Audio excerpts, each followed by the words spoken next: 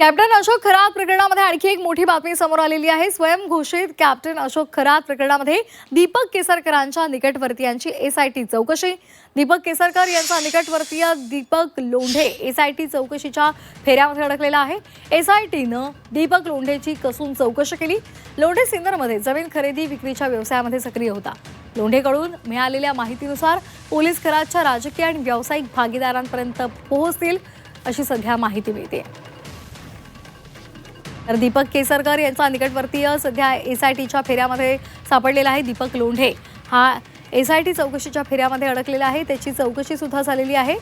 लोंढेकडून मिळालेल्या माहितीनुसार पोलीस खरातच्या राजकीय आणि व्यावसायिक भागीदारांपर्यंत पोहोचू शकणार आहेत। त्यामध्ये या संदर्भात चौकशी दरम्यान काय नेमकी माहिती समोर येते हे पाहणं अतिशय महत्त्वाचं आहे। तसंच काही महत्त्वाचे पुरावे पोलिसांच्या हाती लागतात का हेही पाहणं गरजेचं आहे।